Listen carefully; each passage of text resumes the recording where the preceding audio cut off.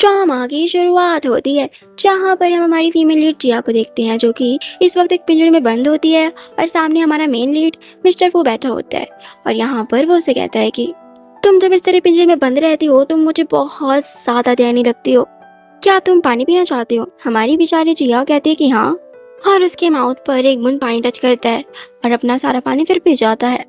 फिर यहाँ पर कहता है कि माफ़ करना, लेकिन जब तक तुम्हारा ब्लड निकल नहीं जाता तब तक तुम कुछ भी खा पी नहीं सकती। और रही बात पानी की तो पानी की तो छोड़ ही दो। और अपने गार्ड से बिल्कुल हार्टलेस की तरह कहता है कि जाओ और इसका ब्लड निकलवा लो। जब नर्स यहाँ पर जिया का ब्लड निकालने वाली थी वो कहती है ये तो बहुत ज़्यादा वीक है। यहाँ पर वो कहता है कि तुम ये क्या बकवास कर रही हो, और बिल्कुल हार्टलेस की तरह कहता है कि लगता है इसको थोड़ा हाइपोग्लाइसेमिया हो गया होगा, जितना काम तुमको दिया गया है उतना ही करो और यहाँ पर उसका ब्लड निकालो। तभी यहाँ पर वो कॉल आती है। वो यहाँ पे कॉल अटेंड करता है। फिर यहाँ पे जिया से कहता है कि तुम्हारी मॉम ने सुसाइड कर लिया है। यहाँ पर तो जिया बिल्कुल शॉक हो गई थी और उसकी आंखों से आंसू आने लग गए थे और वो फू की तरफ देख रही होती है। वो कहता है कि तुम मेरी तरफ ऐसे क्यों देख रही हो, तुम्हारी मॉम डिप्रेशन में थी। खैर छोड़ो, मैं तुम्हें 7 दिन देता हूँ, तुम अपनी मॉम की डेथ की जो फ्यूनरल वगैरह है वो सब कर लेना। और हाँ, गलती से भी भागने के बारे में सोचना भी मत। ये मत भूलना कि तुम्हारे फादर अभी भी जेल में है। जिया वो कहते कि तुम एक नंबर के जानवर हो। जब से मेरे फादर जेल गए हुए हैं और मेरी मॉम को डिप्रेशन हो गया है, ये सारा कुछ तुम्हारी बदौलत है। वो यहाँ पे जिया का गला पकड़ लेता है और कहता है कि तुमने मेरे पेरेंट्स को और बेबी को नुकसान पहुंचाया तो तुम्हें सोचना चाहिए था कि तुम्हें इसका परिणाम भुगतना पड़ेगा। जिया यहाँ पर उसे एक्सप्लेन करते हुए कहती कि मैंने तुम्हें अनगिनत बार कह चुकी हूँ कि मैंने ऐसा कुछ भी नहीं किया है, बल्कि किसी और ने किया है। तुम मुझ पर बिलीव क्यों नहीं करते? वो कहते कि तुम्हारे कहने का मतलब ही कोई और है, तो फिर वो व्यक्ति है कौन?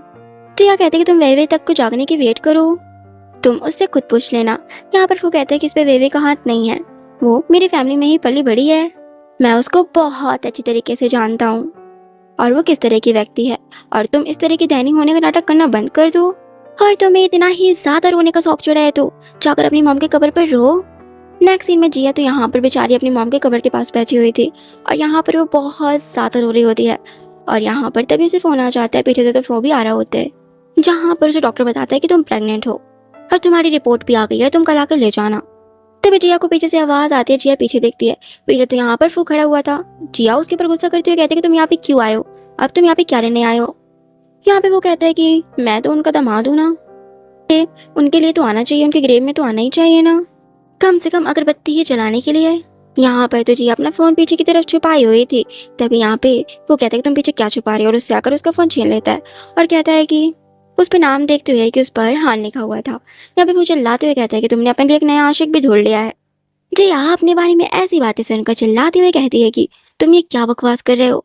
वो यहाँ पर उसके ऊपर और ज्यादा उसे बुरी बुरी बातें बोलते हुए कहता है कि तुम अकेलापन बर्दाश्त नहीं कर सकती, और कहता है कि तुम्हारी अच्छा मैं अभी ही पूरी कर देता हूँ, और उसके नेक में बाइट करने लग गया था। जिया यहाँ पर उसे धक्का देकर उसे एक स्लैप चढ़ देती है और कहती है कि क्या तुम पागल हो गए हो, मेरी मॉम का आज फ्यूनरल है, कम से कम आज तो बख्श दो मुझे। वो यहाँ पे कहता है कि तुम्हारी मॉम का आज फ्यूनरल है, जैसे कि तुमने कहा, तुम किसी अनोतन मैन को यहाँ पर बुलाने के लिए बोल सकती हो, लेकिन मैं तुम्हारा हस्बैंड जो कि तुम्हें टच भी नहीं कर सकता। अब यहाँ पर जिया को भी गुस्सा आ रहा होता है। जिया चिल्लाते हुए कहती है कि क्या तुमने कभी मुझ पर ट्रस्ट किया भी है? यहाँ पे वो कहता है कि मैंने तुम पर ट्रस्ट किया था जब, लेकिन उस ट्रस्ट का फल मुझे ये मिला कि तुमने मेरे पेरेंट्स को ऊपर पहुंचा दिया। और यहाँ पर जिया को धक्का देते हुए कहता है कि अब मुझे तुम पर जरा सा भी भरोसा नहीं रहा, और अभी तुम एक मैन को यहाँ पर बुला रही थी, अब तुम यहाँ पर इस तरह की भोली बेचारी कमजोर होने का नाटक कर रही हो, ताकि तुम बहुत ज्यादा डिस्कस्टिंग और उसे ऐसे ह्यूमिलेट करके वहां से चला जाते। नेक्स्ट सीन में जिया यहाँ पर हॉस्पिटल आई हुई थी। यहाँ पर तो डॉक्टर हान खड़ा हुआ था। डॉक्टर हान कहता है कि ये मेडिसिन तुम लेती रहना, तुम्हारे बेबीज के लिए अच्छी है। हान कहता है कि तुम्हें अपना अच्छे से रेस्ट करना है और अपना ख्याल रखना। और यहाँ पर हान कहता है कि क्या तुम वो को बताओगे कि तुम प्रेग्नेंट हो? जिया कहते हैं कि मैं उसे अभी ये सब नहीं बताना चाहती, प्लीज क्या तुम मेरे लिए इसे सीक्रेट रख सकते हो? यहाँ पर फिर हान भी उसकी बात मान जाते हैं। क्या यहाँ पर जैसे ही बाहर आती है, बाहर तो यहाँ पर वो खड़ा होता है गार्ड्स के साथ। वो कहता है कि मैं तो सोचा था कि तुम अपना ब्लड देने के लिए आई हो, लेकिन तुम तो यहाँ पर, मैंने उम्मीद नहीं की थी कि तुम यहाँ पर चक्कर चलाने के लिए आई हो। एक बार फिर यहाँ पर वो जिया को बहुत ज़्यादा ह्यूमिलेट करता है। जिया कहती है कि ऐसा कुछ भी नहीं है, मैं यहाँ पर कुछ भी करने के लिए, ऐसे चक्कर चलाने वगैरह के लिए नहीं आई, तुम मुझे गलत समझ रहे हो। वो कहता है कि एनीवेज मुझे तुम्हारी बातें में कोई इंटरेस्ट नहीं है, और अपने गार्ड से कहते हैं कि जाओ और इसका ब्लड निकलवाओ, वे को ज़रूरत है ब्लड की। यहाँ पर तो ये लोग उसका फोर्सफुली ब्लड निकलवा लेते हैं और यहाँ पर जिया की हालत बहुत ज़्यादा बिगड़ गई थी। बाद में तो फू ने यहाँ पर जिया को एक पिंजरे में बंद करवा रखा था। जिया जो कि बहुत ज़्यादा, उसकी हालत पहले से ही बिगड़ी हुई थी और ऊपर से उससे बोला तक नहीं जा रहा था कुछ भी। तभी वहाँ पर एक बंदे की एंट्री होती है जो कि वही का फादर होता है और यहाँ पर जानबूझकर जिया को जलाते हुए कहते हैं कि तुम ये सूप पी लो, मिस्टर फू ने तुम्हारे लिए भिजवाया है ताकि तुम वही को ब्लड अपना दे सको। जिया कहती कि तुम्हें क्या लगता है कि मुझे नहीं पता कि इसमें वही का याद है, वही नहीं मिस्टर फू के पेरेंट्स को ऊपर पहुंचाया है और इन सब का ब्लेम मुझ पर लग गया है। यहाँ पर तो ये बंदा कहता है कि वही और मिस्टर फू की मैरिज पहले ही हो जाती, लेकिन तुम बीच में आ गई इसलिए तुम फंस गई। और जानबूझकर यहाँ पर वही के ऊपर वही मेडिसिन डाल देता है और यहाँ पे पागलों की तरह बहुत तेजी से हंस रहा होता है। और ये बटलर जाकर हमारे मिस्टर फू को भिड़ा देता है कि जिया ने अपनी सारी मेडिसिन फेंक दी और वो कुछ भी नहीं खा रही है। मिस्टर फू यहाँ पर बटलर से कहता है कि ये वाकई में बहुत ज़्यादा जिद्दी है। फिर यहाँ पर फू जिया के पास आता है और कहता है कि तुमने मेडिसिन क्यों फेंकी, अगर तुम इस तरह से मेडिसिन वगैरह नहीं लोगे तो तुम कब तक टिकोगी, कहीं ऐसा ना हो कि वक्त से पहले तुम चल बसो। नेक्स्ट सीन में तो यहाँ पर वो याओ को हाथों में हथकड़ी वगैरह लगवा कर अपने पेरेंट्स के ग्रेव के पास ले आया था क्योंकि उनकी डेथ एनिवर्सरी थी और कहता है कि तुम यहाँ पर रात भर जागती रहोगी और अपने गुनाहों की माफ़ी मांगोगी और तुम ऐसे ही नील डाउन होकर बैठी रहोगी और अपने गुनाहों की माफ़ी मांगती रहना। जिया कहते हैं कि तुम मुझे इस तरह के अंधेरे इलाके में कैसे अकेले छोड़ सकते हो। यहाँ पर फूस का फेस पकड़ते हुए कहता है कि अब तुम्हें डर लग रहा है और यहाँ पर जानबूझकर जिया के फादर के बारे में बात छेड़ देते हैं। जिया कहते हैं कि तुम मेरे फादर को बीच में क्यों घसीटते हो। यहाँ पे वो कहते हैं कि तुम्हारी वजह से मेरे पेरेंट्स भी ऊपर चले गए, इन सब की सारी चीज़ों की जिम्मेदार तुम ही हो। और यहाँ पर अपने गार्ड्स को कहता है कि तुम इस पर नजर रखना कि ये यहाँ से जाने ना पाए और वहाँ से चला जाता है। बाद में असिस्टेंट मिस्टर अल्फू के पास आता है और कहता है कि उसकी नी से ब्लड निकल रहा है, क्या तुम अब उसे जाने नहीं दे सकते। वो कहता है कि इतनी जरा सी चोट में उसको क्या ही फर्क पड़ेगा, उसने जो किया है वो इसी की हकदार है। बाद में यहाँ पर ये अंकल को भी पता चल गया था कि किसी से कॉल पे बात कर रहे होते। वो कहता है कि अभी भी जिया नील डाउन होकर बैठी हुई है, रात के 10 बज गए हैं। इस बार लगता है उसको बहुत हार्ड पनिशमेंट मिली है। बिल्कुल मिस्टीरियस जैसे बात करते हुए कहते हैं कि मैं तुम्हें कुछ पैसे दूंगा और यहाँ पर कॉल कट हो जाती है और यहाँ पर ये तो बहुत ज़्यादा खुश होते हुए वहाँ से चले जाते हैं। तो उसी साइड से अभी भी नील डाउन होकर बैठी हुई थी और यहाँ पर जो गार्ड खड़े थे वो एक्सक्यूज देकर कुछ वहाँ से चले जाते हैं। तभी वहाँ पास 2 गुंडे आ जाते हैं और हमारे जिया के साथ बदतमीजी करने लगे थे और उसके साथ जबरदस्ती भी। इससे पहले कि वो उससे आगे कुछ कर पाते तभी वहाँ पे मिस्टर फू आ जाता है और अपने गार्ड से उन गुंडों को कुटवाता है। फू यहाँ पर जिया के पास जाता है। जिया कहती है कि प्लीज़ मुझे जाने दो। फू इतना क्रूअल होता है कि वो कहता है कि तुम अभी ऊपर नहीं जा सकती, तुम्हें अभी ऊपर नहीं जाना है क्योंकि तुमने अभी अपने पापों का प्रायश्चित नहीं किया है। तुम्हें मेरे लिए जीना होगा, अपने गुनाहों के प्रायश्चित के लिए जीना होगा। खैर यहाँ पर जिया की हालत तो इतनी बुरी थी कि वो यहाँ पे बेहोश हो जाती है। हमें नेक्स्ट सीन हॉस्पिटल का दिखाया जाता है जहाँ पर उसे डॉक्टर चेक करके कहते हैं कि ज़्यादा सीरियस नहीं है, बस थोड़ी छोटी मोटी चोटें आई हैं। यहाँ पर हान कहता है कि मुझे समझ नहीं आ रहा है जिया कि इस फू में क्या अच्छा है जो वही इसके पीछे पड़ी है और तुम्हें फ्रेम कर रही है। हान कहता है कि 1 नंबर का लंगूर है ये, गधा कहीं का। जिया कहती है कि वो खुद भी इसमें शामिल हो चुकी है। तभी वहाँ पर फू आ जाता है। फू कहता है कि मैं स्पष्ट रूप से सब कुछ देख सकता हूँ। यहाँ पे हान कहता है कि तुम्हें जिया को छोड़ देना चाहिए, उसे जाने देना चाहिए। यहाँ पर वो कहता है कि हमारा फैमिली मैटर है, तुम्हें इसमें इंटरफेयर करने की ज़रूरत नहीं है। यहाँ पे हान कहता है कि मैं तुम्हें सिर्फ एडवाइस दे रहा हूँ कि तुम्हें डॉक्टर दिखा देना चाहिए और यहाँ से चले जाना चाहिए। और यहाँ पर जिया से बदतमीजी करते हुए कहता है कि तुम अभी ऊपर नहीं गई हो, चलो यहाँ से चल कर। बाद में जिया यहाँ पर एक रूम में आ गई होती है। वो यहाँ पर उसे कहता है कि तुम्हें वास्तव में एक डॉग बनना पसंद है, मैंने तुम्हारे रहने वाला कुत्तों वाला पिंजरा हटाने के लिए कहा है। खैर मैं तुम्हें अपने रूम में जाने की अनुमति देता हूँ, तुम अपने रूम में जाकर सो सकते हो। और यहाँ पर एक मेरे से कहता है कि जिया की हेल्प करो बात लेने पे। जब जिया बात लेकर आती है यहाँ पर तो वो कहता है कि मुझे खुश करो। यहाँ पे जिया कहती है कि तुम ये क्या बकवास कर रहे हो। वो कहता है कि मैं अच्छे मूड पे हूँ, तुम्हें डॉग बनना पसंद है क्या। और यहाँ पर तो जिया कहती है कि तुम एक बीस्ट हो। वो कहता है कि मैं आज अच्छे मूड पे हूँ और यहाँ पर जिया को बेड पे धक्का दे देता है। जिया तो फू को एक स्लैप चढ़ देती है। तभी यहाँ पे फू से बेड पे धक्का दे देता है और उसके ऊपर आकर उसे नाइट स्पेंड कर लेता है फोर्सफुली। यहाँ पर तो जिया बाद में रो रही होती है। यहाँ पर तो जिया को कुछ समझ में नहीं आ रहा होता कि ये सब क्या हो रहा है। फिर बाद में जब ये लोग डिनर कर रहे होते तभी जिया सोचती है कि ये अपनी प्रेगनेंसी के बारे में फू को बता दे। तभी उसे बताने के लिए कहती है कि मैं तुम्हें कुछ बताना चाहती हूँ। तभी फू को कॉल आ जाती है और उसे पता चलता है कि वही को होश आ गया है, वो जाग गई है। वही के बारे में सुनकर तो वो वहाँ से उठ के जाने लगता है और यहाँ पे जिया की बातें भी नहीं सुनता और वहाँ से चला जाता है। नेक्स्ट सीन में यहाँ पर तो वही मिस्टर फू से बहुत ज़्यादा चिपक रहे होते और कहते कि मैंने आपको बहुत ज़्यादा मिस किया, मुझे लगा कि मैं आपको कभी भी देख नहीं पाऊंगी। तब यहाँ पे वे के फादर कहते हैं कि थैंक गॉड कि तुम जाग गई, मुझे लगा कि तुम अपने फादर को छोड़कर चली जाओगी, मैं तुम्हें बहुत मिस किया मैंने बेटा तुम्हें। नेक्स्ट सीन में जी यहाँ पे मॉल में आई हुई थी और यहाँ पर वो बेबी की ड्रेस दिख रही होती है और अपने बैले को टच कर रही थी। तभी पीछे साइड से वहाँ पे वे आ जाती है जो कि व्हील चेयर पे थी और सामने उसको मिस्टर वो लेकर आ रहे होते हैं। वे जानबूझकर यहाँ पर जिया से कहती है कि गलतफहमी मत पालिएगा, कहीं तुम मिसअंडरस्टूड ना हो जाओ, इसलिए मैं तुम्हें बता दूं कि बस मुझे वो यहाँ पे टहलाने के लिए लेकर आए थे, क्योंकि मैं हॉस्पिटल में काफ़ी टाइम से बंद थी। बस इसीलिए वो मुझे टहलाने के लिए आए थे। तुम गलत कुछ मत सोचना हमारे बारे में। और जो कुछ भी हुआ वो सब सिर्फ और सिर्फ पास्ट था, और हम पहले जैसे अभी भी हैं। वो कहता है कि तुम्हारा कहने का क्या मतलब है। तभी यहाँ पे जिया इससे पहले कुछ कह पाती तभी उसे वॉमिटिंग से लगने लग गया था। वो वॉशरूम की तरफ भागती है। पीटर्स यहाँ पर वेई को तो कुछ गड़बड़ लगती है। वो कहती है लगता है उसकी तबीयत खराब है, मैं भी वॉशरूम से देख कर आती हूँ। फिर वो वॉशरूम में आकर जिया से कहती है कि क्या तुम प्रेग्नेंट हो गई हो क्या, जिससे तुम्हें वॉमिटिंग से लग रहा है। क्या तुम अब बेबी को लेकर फू को ब्लैकमेल करने वाली हो और उसके साथ रहना चाहती हो। जिया कहती है कि तुम्हारा इससे कोई भी लेना देना नहीं है। यहाँ पर वही कहती है कि मेरा इससे लेना देना नहीं तो किससे है। मैं फ्यूचर में होने वाली मिसेस फू हूँ। क्या पता तुम इस बेबी को लेकर फ्यूचर में आ जाओ और हमारे मिस्टर फू को धमकाने की कोशिश करो। जिया यहाँ पर गुस्से में चिल्लाते हुए कहती है कि अभी हमारा डिवोर्स नहीं हुआ है, और रही बात मिसेस फू बनने की, सिर्फ और सिर्फ टाइम पे डिपेंड करता है। वे यहाँ पर तो व्हीलचेयर से उठकर खड़ी हो जाती है। जिया तो शौक हो जाती है और कहती है कि तुम चल सकती हो। और यहाँ पर जिया से कहती है कि क्या तुम्हें लगता है कि मिस्टर फू तुम्हें लाइक करते हैं, तुम्हें पसंद करते हैं। तुम इसे बेतुकी बातों पर बिलीव मत किया करो, क्योंकि सिर्फ वो तुम्हें टॉर्चर करने के लिए अपने पास रखा हुआ है, जिसे हम रिवेंज बोलते हैं। वो सिर्फ और सिर्फ तुमसे रिवेंज लेना चाहता है। और यहाँ पर बिल्कुल हंसने से लग गई थी और कहती कि पता है मिस्टर फू ने क्या कहा था, कि वो तुम्हारी जैसे दुष्ट वुमेन कभी भी नहीं देखे हैं। यहाँ पर जिया कहती है कि ऐसा कहने की तुम्हारी भी कोई औकात नहीं है। तुम्हें क्या लगता है कि मुझे पता नहीं कि तुमने ने अंकल हैंड को ऊपर पहुंचाया है और ये सारा ब्लेम मुझ पर डाल दिया। वो तो तुम्हें अपनी बेटी जैसे मानते थे, तुम ऐसा कैसे कर सकती हो। वे कहती है कि मेरे और मिस्टर फू के बीच जो चल रहा है वो इससे सहमत नहीं थे। वो उनके पेरेंट्स बिल्कुल से ऊपर जाने के ही लायक थे जो उन्हें मिला। यहाँ पर जिया कहती है कि तुम कितनी ज्यादा क्रूअल हो, हार्डलेस पर्सन हो तुम। यहाँ पे वे कहती है कि लेकिन फिर भी फू तो तुम्हें कभी भी पसंद नहीं करेगा। मैं फू फैमिली में ही पली बड़ी हूँ और मिस्टर फू के साथ ज्यादा टाइम बिताती हूँ। और रही बात तुम्हारी तो तुम बाद में आई हो। यहाँ पर फिर जिया उसे एक रिंग दिखाती हुई कहती है और कहती है कि क्या तुमने ये रिंग देखी, ये रिंग 100 मिलियन की है और ये केवल मिसेस फू को ही मिलती है। और ये रिंग मुझे अंकल आंट ने दिया था और उन्होंने कहा था कि ये रिंग केवल डॉटर इन लॉ को ही दी जाती है। यहाँ पर तो वही जिया के हाथ से वो रिंग छीनने लग गई थी। तभी वे कहती है कि तुम्हारे पास सब कुछ था, तुम सब चीज से पैदा हुई थी और तुम जिया फैमिली इतनी बड़ी फैमिली से भी थी। मैं एक नौकरानी की बेटी थी। तुम मिस्टर फू को मुझे क्यों नहीं दे देती। जिया कहती है कि मैं बर्थ का कुछ नहीं बोल सकती, क्योंकि सबकी किस्मत अलग अलग होती है और सबकी अपनी अपनी लाइफ होती है।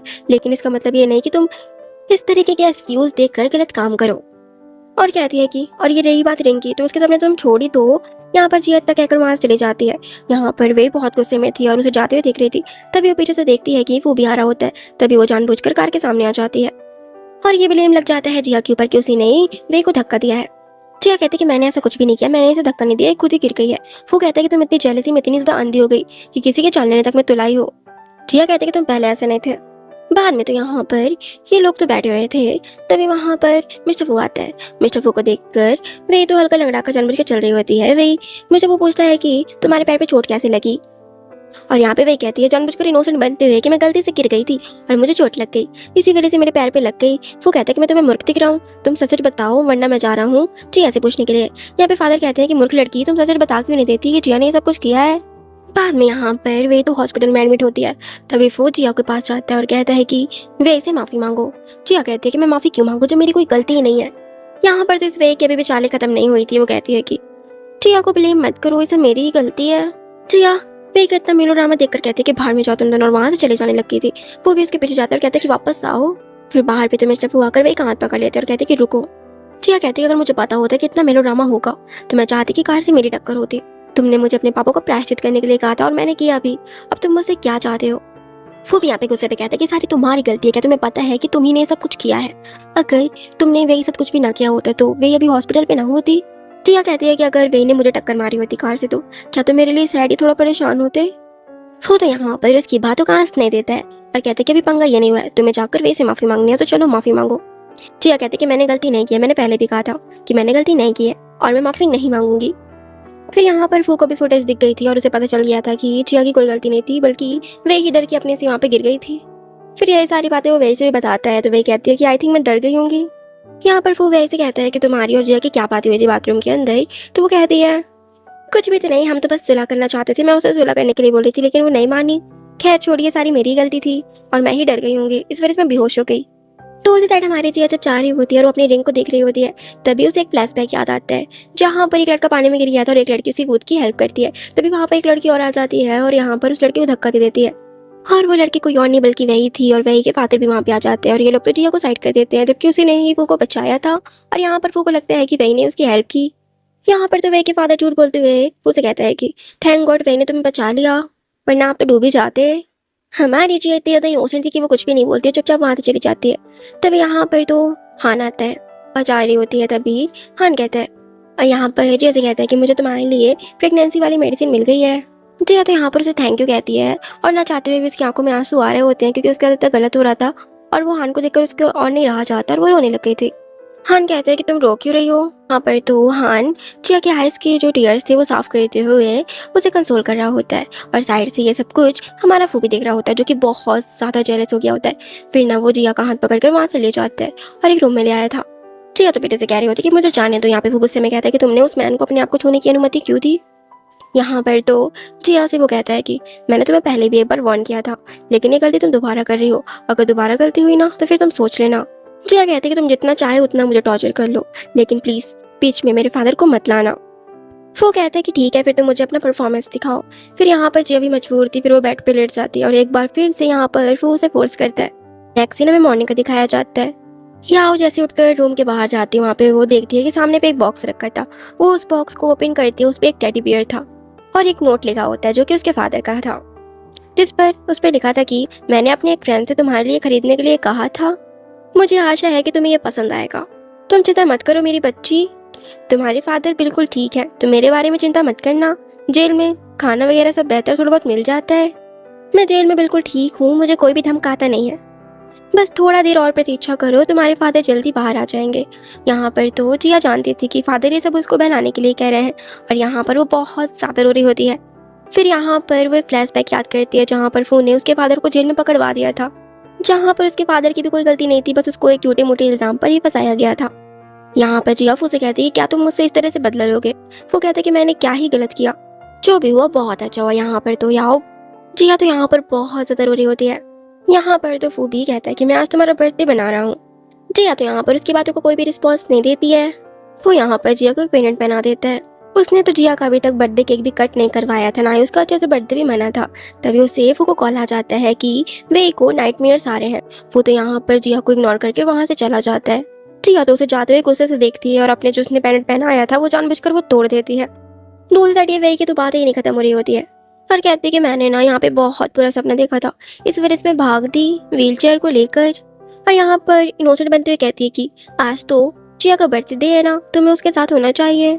बाद में तो यहाँ पर जब वो घर पर आता है वो देखता है कि जिया ने कोई भी बर्थडे केक वगैरह कट नहीं किया है और वो पेंडेंट भी वहीं पे टूटा हुआ पड़ा है। फिर वो जिया के पास जाता है, जिया जो कि सो रही होती है। जिया जो कि अपने वही फादर के दिए हुए टेडी बियर को हक करके सो रही होती है। तभी यहाँ पर वो उसका फ़ोन देखता है, उसके फ़ोन पे तो कॉल आ रही होती है हान की। तभी वो हान का फ़ोन उठाने के लिए साइड पे चला जाता है और कहता है कि किसी मैरिड वुमेन को कॉल करना, तुम्हें शर्म नहीं आती कि तुम किसी मैरिड वुमेन को कॉल कर रहे हो।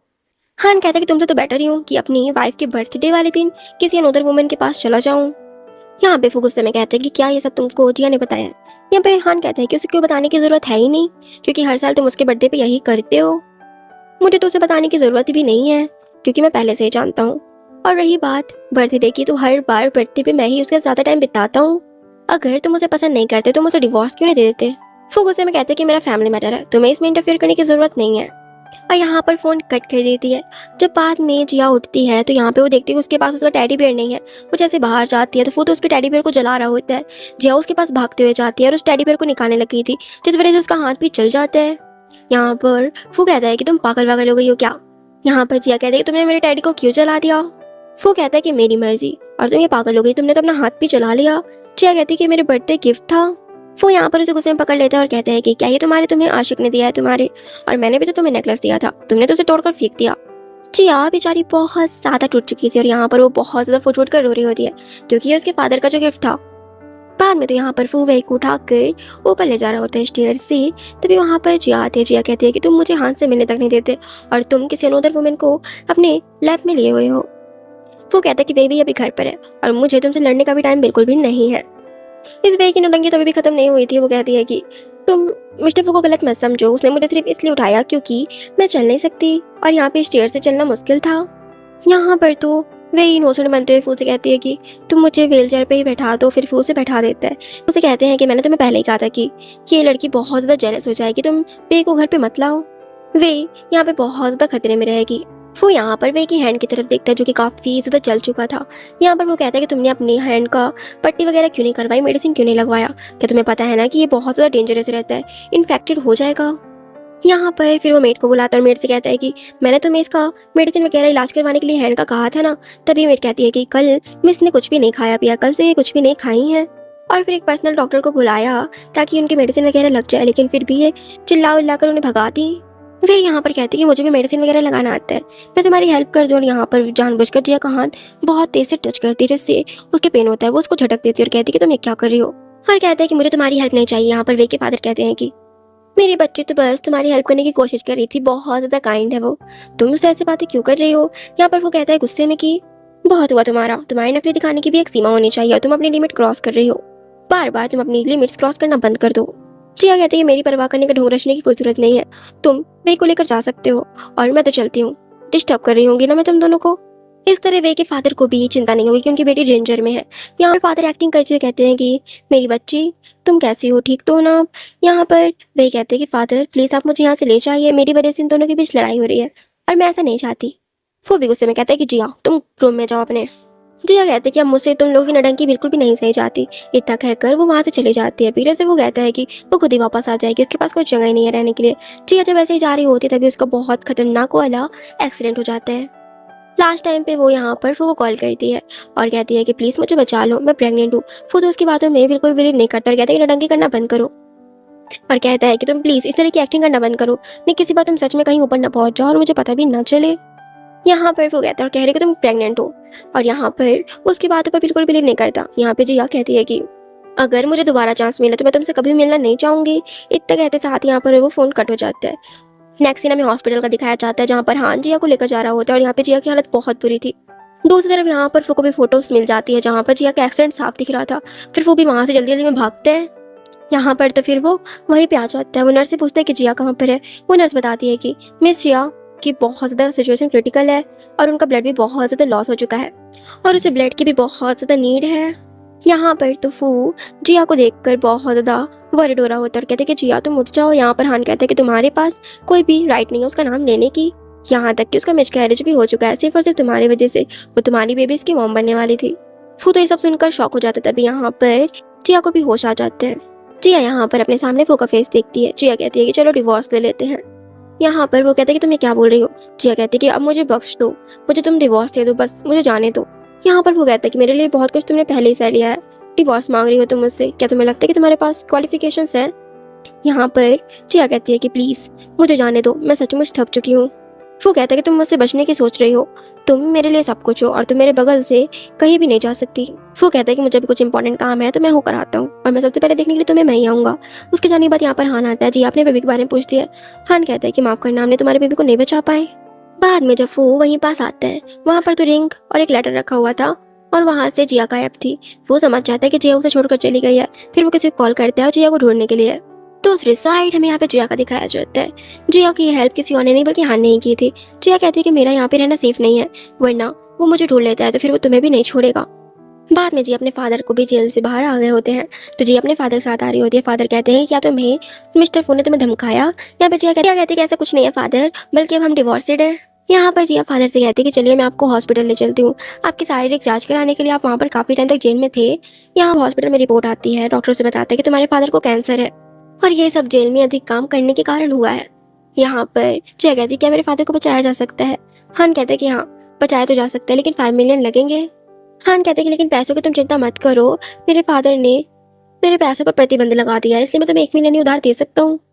जिया कहती है कि मैं पहले से ही तुम्हारी बहुत ज़्यादा कर्जदार हूँ, मैं तुमसे और पैसे नहीं ले सकती। हान कहते हैं कि कोई बात नहीं और जिया कहती है कि मैं तुम्हें 1 मिलियन वापस करने का कोई ना कोई रास्ता ज़रूर ढूंढ लूँगी। फिर यहाँ पर जिया तो यहाँ पर अपने फादर को एडमिट करवा देती है। दूसरी तरफ यहाँ पर फू को पता चल जाता है कि जिया बहुत सारी जगह जो है जॉब की तलाश में है। वो यहाँ पर अपने असिस्टेंट से कहता है कि उसे जॉब कहीं भी किसी कमरे में नहीं मिलनी चाहिए, अगर कोई कंपनी उसे जॉब देती है तो उसके साथ कॉपरेशन वगैरह सब कट कर देना। फिर जिया भी यहाँ पर बहुत सारी जगह पे पैसों के लिए तलाश करती कोई जॉब उसे मिल जाए, लेकिन कोई भी जॉब उसे नहीं मिलती क्योंकि ये सब कुछ फू की वजह से हो रही थी। फिर यहाँ पर एक लेडी उसे मिल जाती है। वो कहती है कि तुम्हें सिर्फ बार में जाकर सर्व करना है वाइन को, इतना ही काम है, तुम्हें उसी के पैसे बहुत ज़्यादा मिलेंगे। जिया कहती है कुछ इलीगल वगैरह चीज़ तो नहीं होगी ना। यहाँ पर वो लेडी कहती है कुछ भी इलीगल नहीं होगा, बस तुम्हें वाइन ही सर्व करनी है। अब यहाँ पर जिया भी बेचारी मजबूर थी, इस वजह से उसे माननी पड़ती है क्योंकि उसे कहीं भी जॉब नहीं मिल रही थी। फिर जिया जब वहाँ पे जाती है तो वहाँ पर तो पहले से ही फू बैठा हुआ था और वहाँ पे कुछ और भी बंदे बैठे हुए थे। यहाँ पर तो जिया फू को देख के साथ ही वापस से जाने लग गई थी। तभी फू कहता है कि रुक जाओ, कस्टमर ने कुछ ऑर्डर दिया था ना, तुम तो आते साथ ही वापस जा रही हो। तभी उनमें से एक बंदा कहता है इसकी पर्सनालिटी और फिगर दोनों बहुत अच्छा है। यहाँ पर वो बंदा कहता है कि तुम्हें और भी ज़्यादा पैसे कमाने हैं क्या। यहाँ पे जिया कहती है कि मैं कुछ भी ऐसा वैसा नहीं करूँगी और मैं यहाँ पर केवल और केवल वाइन सर्व करने के लिए आई थी और ये मेरे वर्क से रिलेटेड नहीं है। वो कहता है कि ठीक है, फिर तुम्हें ये वाइन के कप पीने होंगे, तुम्हें उसी के पैसे मिलेंगे। जिया यहाँ पर मजबूर होकर पीने लग गई थी और जब वो ख़त्म कर देती है तो कहती है कि आप मेरे पैसों को भुगतान करिए। तभी उनमें से एक बंदा कहता है कि तुम्हें अपनी ड्रेस रिमूव करनी होगी। ये लोग तो यहाँ पर जिया फैमिली की ही इंसल्ट करने लग गए थे और कहते हैं कि तुम रिमूव करो अपनी ड्रेस। जिया भी यहाँ पर अपनी एक ड्रेस रिमूव कर देती है। ये बंदा तो फिर से जिया के ऊपर नजर डालते हुए कहता है कि अब तुम अपने ऊपर की ड्रेस रिमूव करो। यहाँ पर तो फू गुस्से में आ जाता है और कहता है कि चले जाओ यहाँ सब कोई। यहाँ सब कोई चले जाते हैं, जिया भी वहाँ से जाने लगती है। वो कहता है कि रुको, मैंने तुम्हें जाने के लिए नहीं कहा है। और फिर जिया के पास आकर उसका फेस पकड़ते हुए कहता है कि तुम बिना परमिशन लिए मुझे छोड़कर चली गई और तुम मेरी आंखों के सामने आकर मुझसे बचने की हिम्मत कर रही हो। जिया कहती है कि माफ़ करना मिस्टर फू, मैं कल ही इधर से रिजाइन कर दूंगी, फिर दोबारा मैं आपकी नज़र में कभी नहीं आऊँगी। यहाँ पर तो फू कहता है कि तुम्हारी मर्जी, तुम एक डिस्गस्टिंग वुमेन हो और वहाँ से चला जाता है। जिया बाद में उस बार के ऑनर के पास जाती है और कहती है कि मुझे रिजाइन चाहिए। वो ऑनर कहती है कि तुमने उस दौरान बहुत सारी ग्लासेस वगैरह तोड़ी है, उसके पैसे कौन देगा, इसकी कीमत 2 लाख है, तुम्हें देने होंगे।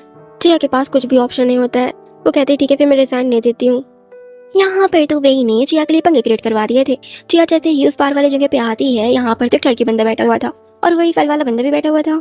ये लड़की बंदा तो जिया के साथ बदतमीजी करने लग गया था और उसे डॉग का पट्टा पहना देता है और कहता है कि अगर तुम ये वाइन पी लेती हो तो मैं तुम्हें 50,000 दे दूंगा। यहाँ पर जिया भी बहुत ज़्यादा मजबूर थी क्योंकि उसे अपने फादर की फीस तो देनी थी, लेकिन ये वाइन बहुत ज़्यादा हैवी डोज की थी। जिया भी मजबूरी में पीने लगती है।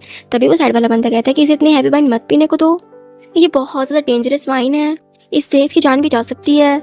बाहर से सब कुछ ऑनर भी देख लेती है और ये सब सारी बातें वो मिस्टर वो को कॉल करके बता देती है। मिस्टर वो भी वहाँ पे पहुँच जाते हैं और यहाँ पर ये बंदा तो जिया को एक स्लैप चढ़ देता है। जिया मना करती है कि वो बहुत ज़्यादा हैवी वाइन है, नहीं पिलाई जा रही थी, इस वजह से वो मना कर रही होती है। वो बंदा तो जिया को एक स्लैप चढ़ देता है जिससे जिया यहाँ पे भट से नीचे गिर जाती है। तभी फू आता है और उस बंदे को कहता है कि क्या बदतमीजी है। फू तो यहाँ पर अभी भी जिया से बहुत बदतमीजी से बात करता है और कहता है कि और कहता है कि तुम्हें डॉग बनना बहुत ज़्यादा ही पसंद हो गया है क्या, तुम केवल और केवल मेरे डॉग हो और तुम्हें कोई भी बुली नहीं कर सकता सिवाय मेरे। जिया कहती है कि मुझे बॉटल दो, मुझे वाइन पीनी है। इन्होंने मुझसे कहा है कि अगर मैं ये वाइन पूरी पी लेती हूँ तो मुझे ये 2 मिलियन देंगे। यहाँ पर वो कहता है कि उस बंदे से क्या तुम इसे वाइन का कहकर तुम मुझे चैलेंज कर रहे हो पैसे देने का।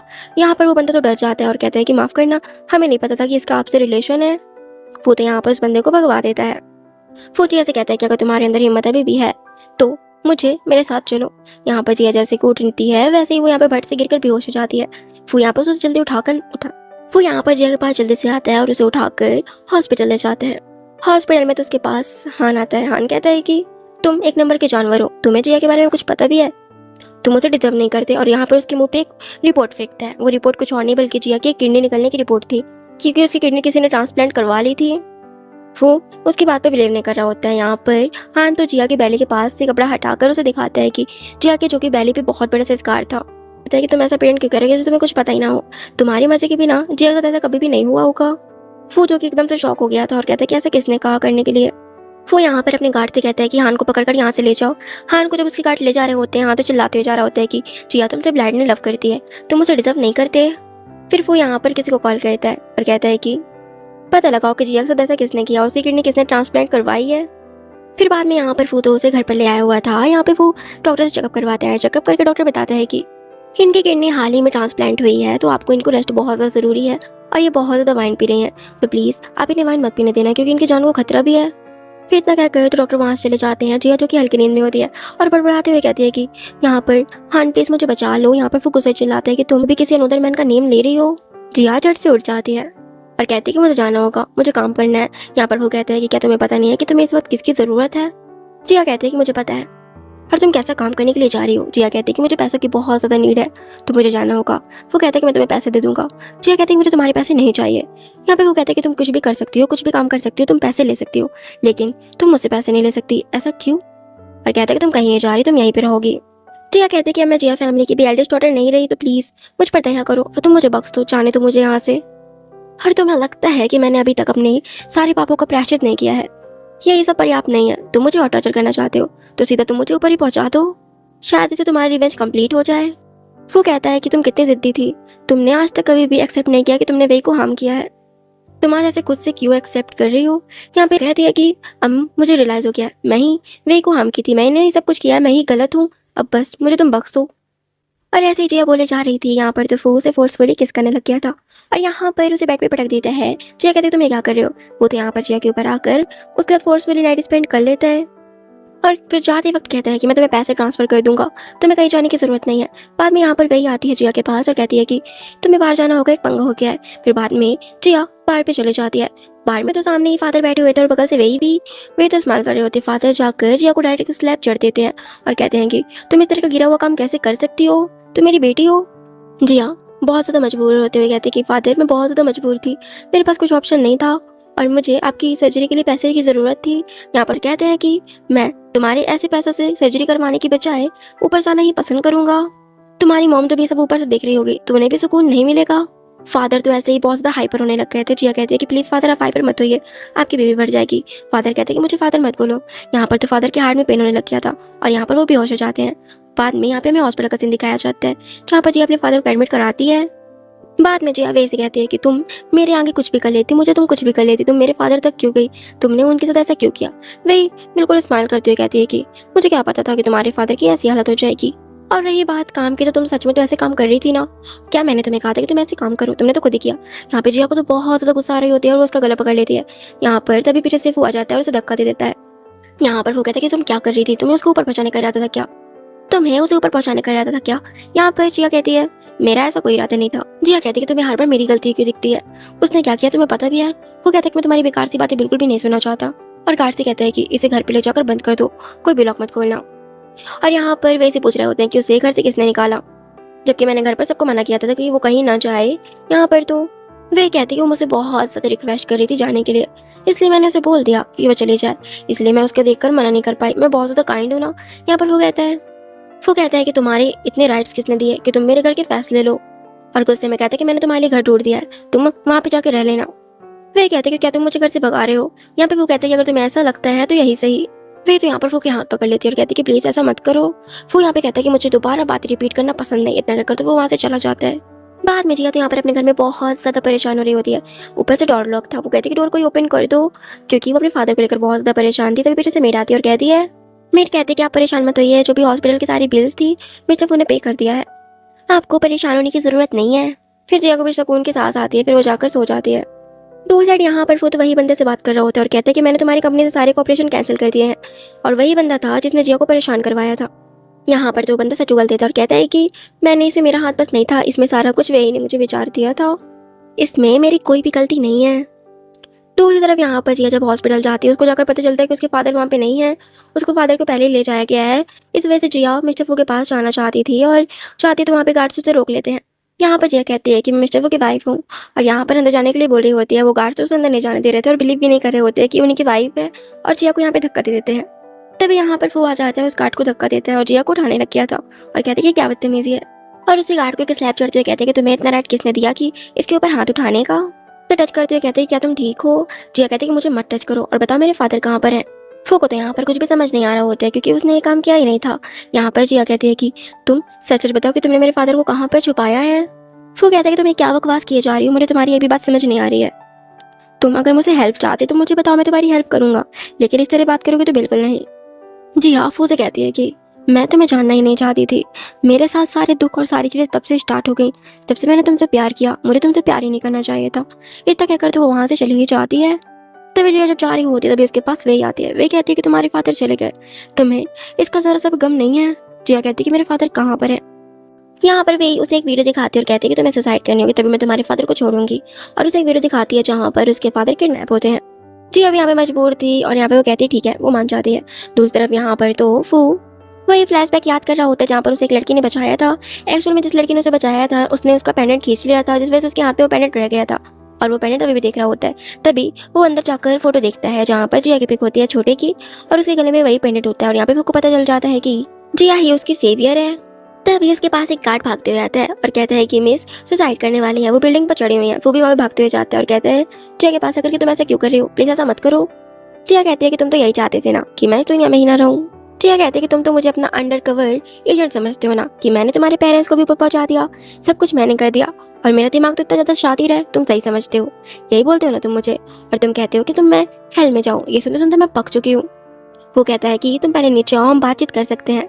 यहाँ पर जिया कहती है मैं कुछ भी कहूँ तुम्हें विश्वास तो होगा ही नहीं, तुम्हें तो मेरी एक रत्ती की बातों पर भी विश्वास नहीं है। वो उसे कहता है कि प्लीज तुम पहले नीचे आ जाओ, फिर हम बातचीत करते हैं।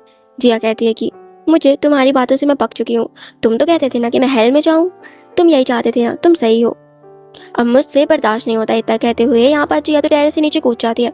वो टेरेस की तरफ भागता है, जिया तो पहले कूद चुके थे। बाद में यहाँ पर फू को उसकी डेड बॉडी नहीं दिखने दी जाती है और यहाँ पे जिया की डेथ हो गई थी।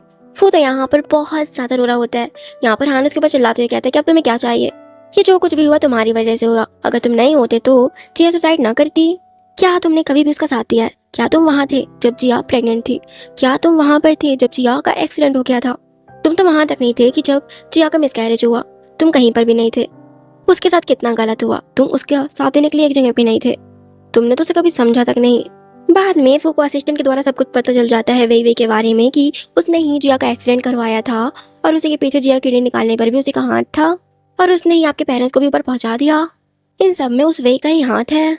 फू गुस्से में कहता है कि उसे अभी यहाँ पर लेकर आओ। यहाँ पर फू वे से बिल्कुल नॉर्मल बातें करते हुए कहता है कि तुमने तो मुझे बचाया था बचपन में, और उसे पानी में धक्का दिलवा देता है जहाँ पर वे से तो तैरना ही नहीं आ रहा होता है। फादर कहते हैं कि उसका पैर मुड़ गया है, उसका एक्सीडेंट वगैरह हो गया था, तो प्लीज तुम उसे निकाल दो, उसे तैरना भी अच्छे से नहीं आ रहा है।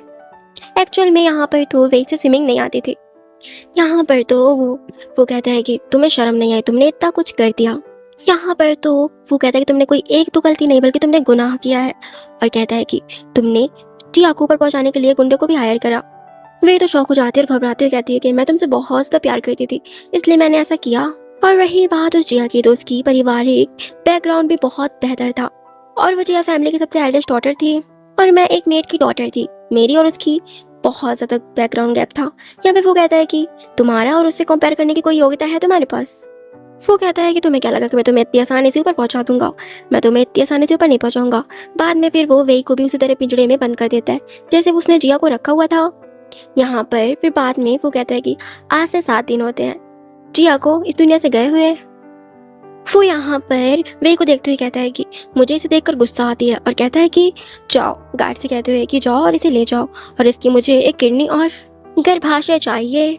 वे तो यहाँ पर रोती रह जाती है, गार्ड से तो घसीटते हुए वहां से ले जाते हैं। यहाँ पर तो वो वे को अच्छा सबक सिखाता है। बाद में यहाँ पर वो जिया की कब्र के पास बैठा हुआ था और उसके देखकर बहुत ज्यादा रो रहा होता है और रिग्रेट कर रहा होता है, और यहाँ पर बहुत ज्यादा रो रहा होता है और कहता है कि मैं तुम्हें बहुत ज्यादा मिस कर रहा हूँ।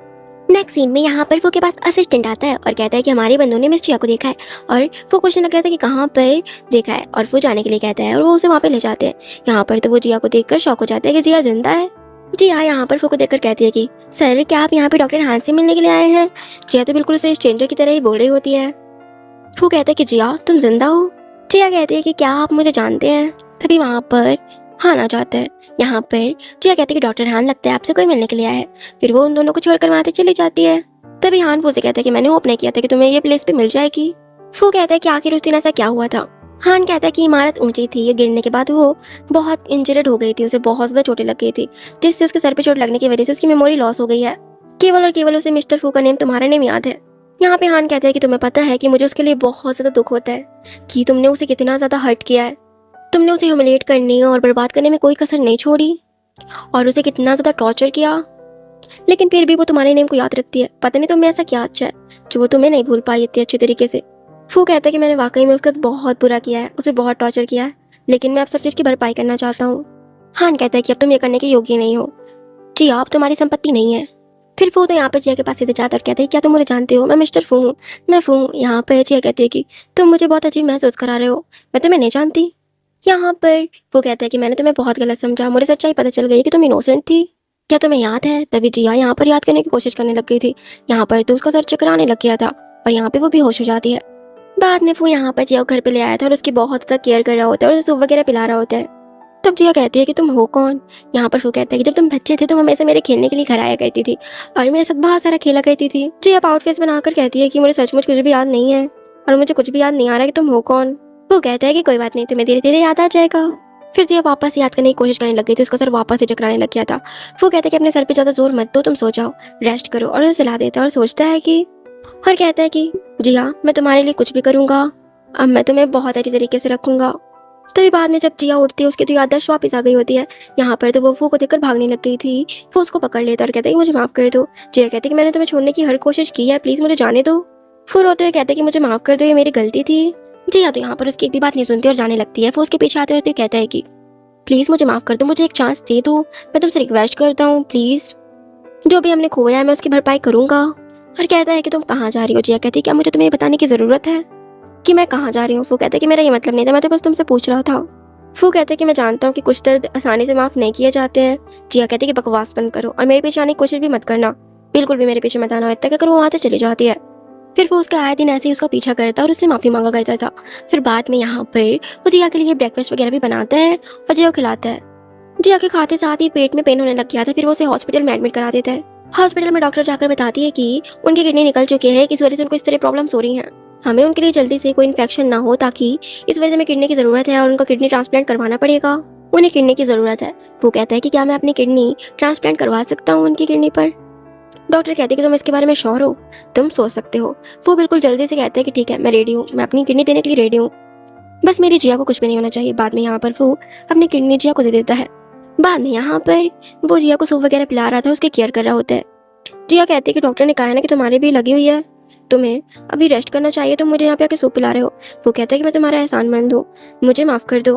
अगर मुझे वेवे के बारे में पहले पता चल जाता तो मैं ऐसा कभी होने ही ना देता। जिया कहती है कि पास्ट है, हमें से पास्ट रहने देना चाहिए। वो कहता है कि सचमुच? फिर वो यहाँ पे एक रिंग निकालते हुए कहता है कि जो कि सब पास्ट की बात है, क्या तुम मुझे एक चांस दे सकती हो? क्या तुम मुझसे दोबारा मैरिज कर सकती हो? जी अब यहाँ पर उसकी इतनी केयर वगैरह खुद के लिए देखकर हाँ कर देती है। इसी के साथ हमारी इस स्टोरी की एंडिंग हो जाती है। सो फ्रेंड्स, जिया ने मिस्टर फू को माफ करके ठीक किया या उसे माफ नहीं करना चाहिए था? कमेंट में जरूर बताइएगा। और अगर आप हमारे चैनल पर नए हो तो प्लीज मेरे चैनल को सब्सक्राइब और इस वीडियो को लाइक शेयर कर दीजिएगा। जल्दी लेकर आऊंगी न्यू इंटरेस्टिंग सी स्टोरी।